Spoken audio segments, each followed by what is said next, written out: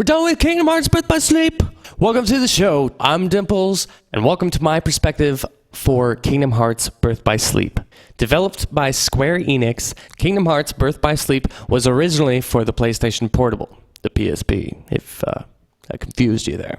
But it was remade and put as the second game for Kingdom Hearts 2.5 for the PS3. This is what we played it on. It's a fast-paced action-adventure RPG that was unique to the series because you actually play a total of 3 characters, and it's a prequel to the first game. Starting with the story, spoilers. You play as either Terra, Aqua, or Ventus. These 3 characters are Keyblade wielders, warriors that battle darkness to save the worlds. Terra and Aqua start with them being tested to see if they've got what it takes to be a Keyblade master. Ventus has to watch because he's lame. Aqua is made master and Terra is let down because he can't keep the darkness in. Shortly after, the head of the order, Master Ericus, is told about a new kind of enemy that is wreaking havoc around the worlds. They're called the Unversed. Terra and Aqua are set off to get rid of the Unversed and find Master Xehanort, who has gone missing. I played Terra's story first. He's basically super naive and is often deceived by evil characters, like Maleficent or Captain Hook. He's tricked by Master Xehanort into giving into the darkness inside of him, and eventually, mega spoiler alert, he kills Master Ericus. What? To save Ventus. Anyways, Terra finally figures out stuff and goes to face Xehanort. The end. Ventus's story was next. His story is pretty similar. He goes following Terra because he's an idiot. His dark half, Vanitas, basically lures him around. Eventually, he finds out that he is the key to making a Keyblade that for some reason they call the X-Blade, or Keyblade spelled like X-Blade. It's pronounced Keyblade, but spelled X-Blade, because spelling. Eventually, he also confronts Xehanort with Terra and has to fight Vanitas. The X-Blade is made, because I refuse to pronounce it stupidly, and Ventus fights Vanitas again somehow inside his heart, or something, to destroy the blade.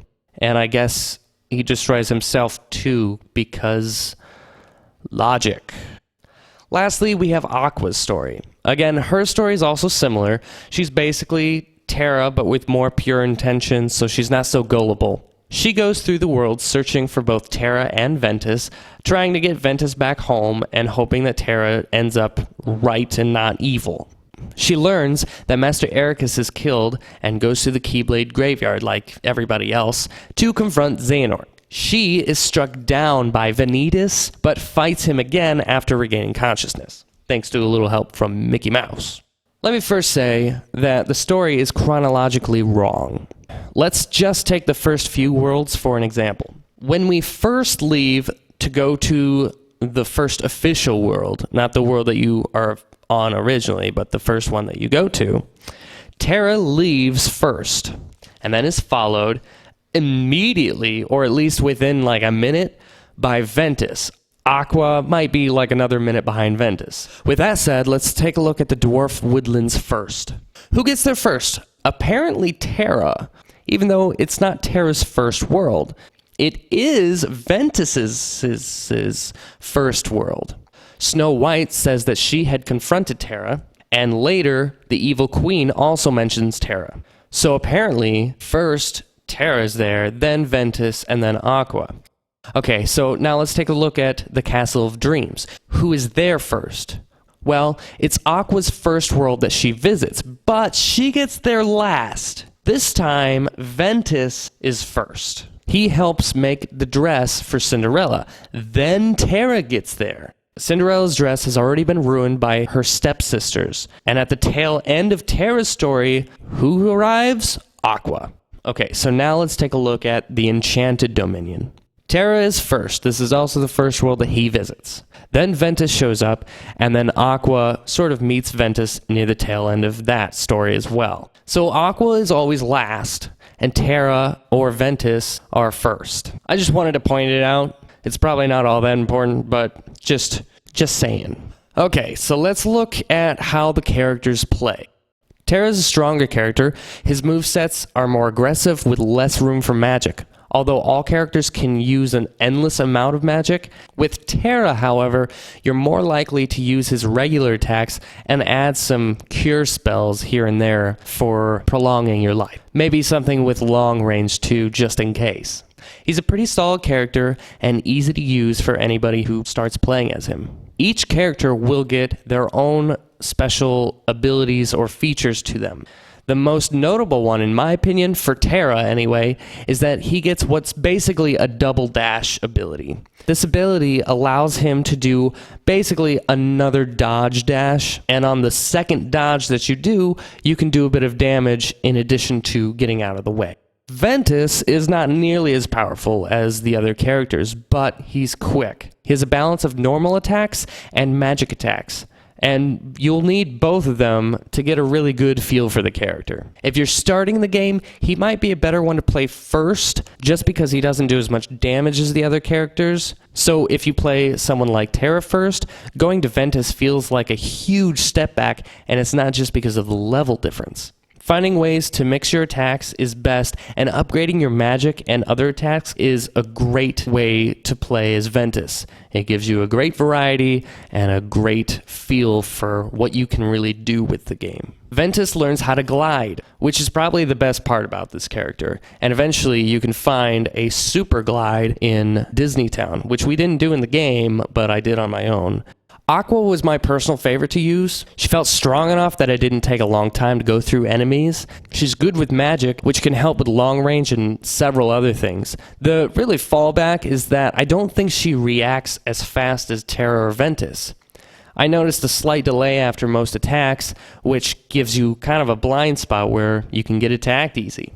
This could be just my mistake, or maybe my controller's starting to go, but I did notice that I had a little bit more trouble with Aqua in that respect than the other characters, especially when I needed to dodge right after attacking. I would still suggest playing Aqua last, since her story is supposedly the most difficult to play, and it's probably a good idea to get used to the mechanics of the game before going into it. Aqua will learn the double jump, which is pretty good for non-combat situations, but I didn't find it overly useful everywhere. Occasionally a fight would call for me to get out of the way for a while, and that's really the only part that really helped me. Combat is where this game flies. It's quick-paced and fun, and there are a lot of different ways to go about a fight. Each character has their normal attacks, where they perform a 3-hit combo with their Keyblade. But the game also gives you magic and special attacks. These are done fantastically. There's a charging time between special attacks like these, where you won't be able to use the ability until it's done charging. Once you use it, then the charge goes back to 0. But other than that, you can use it as many times as you want. The great thing about it is you have several slots for these abilities. Each one is set apart. If you use one, you do have to wait for that one to use, but you have other options available to you. You can also stack them, so if you think you're going to need a lot of cures, you can put 2 or 3 or more in your slots in case you need them right away. Each character will also have finisher moves. When attacking, you fill up a gauge. This gauge, once filled, will allow you to do your finisher move in place of your normal attack. When you're doing your finisher move, you're invincible. You don't get damaged at all, and your finisher doesn't stop until it's completed. The move does not last long though, so keep your attention on the battle. Your finisher can be upgraded and changed. This way, you can find and pick whichever finisher you like best for that character. One of the newest combat aspects is what they call shot lock. This is a fast-paced attack where once activated, you're invincible until it's done. You basically rain attacks down on an enemy or several enemies. All you do is hold the R1 button and keep the enemy or enemies in sight. Then a counter will go up. When you're ready or when it's maxed out, press X and watch the attacks go. Higher levels of the shot lock will allow you to continue your onslaught if you max out the counter. There are several shot locks that you can unlock, so find which one works best for you and use it. Another new ability is the D-Link option. D-Link is where you go into your combat menu and find a friend. You basically get to use a small set of the special abilities for that character instead of your own special abilities. When you first use the D-Link, you get fully healed, but you need a full D-Link gauge in order to use the D-Link. Once the gauge empties, or once you choose to revert back to normal, the D-Link with that friend is broken. You can't use it again until it's recharged back up. You can upgrade each friend of the D-Link. There are special items that will pop out of enemies if you defeat them while using the D-Link. If you collect that item while still in D-Link, you will get a few more abilities. You can upgrade each friend 2 times. Finally, you have the command styles. Sometimes, instead of getting your finisher move, when the attack gauge is filled, you can get a different command style. Each character has their own to start with, and they'll gain more later. Command styles will put your character in a mode where their normal attacks are different. For example, Terra's attacks, while in critical impact, do much more damage. Ventus's attacks, while in fever pitch, are much faster, and you'll end up doing more attacks in general in a shorter time frame. And Aqua's Spellweaver will do a bit more damage, have more range, and can get through practically any defense. Each command style will have its own finisher attack as well. This will do a lot more damage than the normal finisher, and it'll last longer. But once it's used, your character will go back to normal. Later in the game, you can learn special command styles that require you to already be in a command style before you're able to enter the new one. The new one is often specific to the character and does much more damage than doing a normal attack or even a normal attack while you're in your first command style. Using certain special attacks is the key to entering into different command styles. Most enemies are pretty easy, some more than others. The small purple guys are probably the easiest because they're the first ones that you encounter, but you will find enemies that require a bit more thought to how to beat them. The fat guys are harder than they look, and when starting out, you might need to get used to blocking or even dodging in order to beat them. Eventually, you'll find enemies that do different things, and you'll be forced to do combat with several different types at once.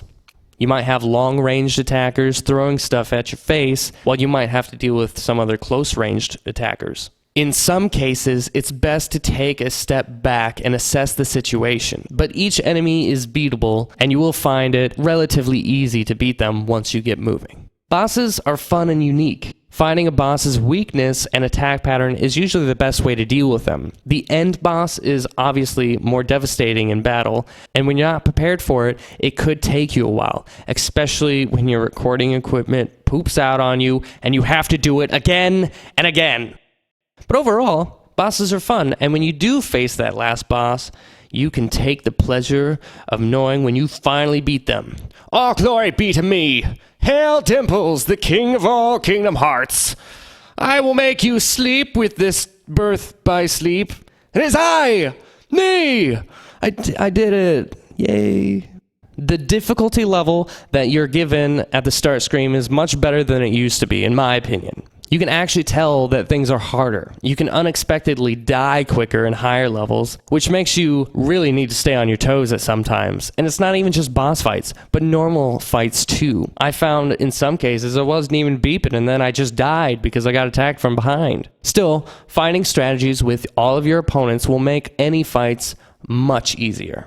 There's a lot to find in the game, ranging from collectible treasure chests and stickers to minigames and more. This game tries and succeeds in giving you a large variety of fun and interesting ways to play. Sure, the minigames like the Monopoly-style game, which they call the Command Board, and even some of the minigames in Disney Town weren't as good as they could have been, like the racing was no Mario Kart. But these minigames were still playable and can be fun and challenging.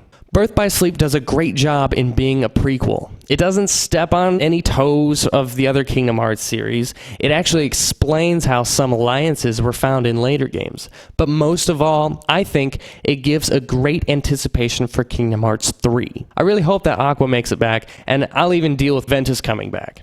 With the combat being fresh and fun, the story interesting and learning to connect with other characters, Kingdom Hearts Birth by Sleep is a game for anybody who's enjoyed the series so far. The only real complaint I had was that most places had invisible walls or wouldn't let you explore everywhere. But looking at what the game is, it doesn't really matter. The game is there to tell a story, to fill in some gaps, and to get everybody ready for the next game. Kingdom Hearts Birth by Sleep gets my perspective rating of Legicore, in between Hardcore Sweet and Legendary.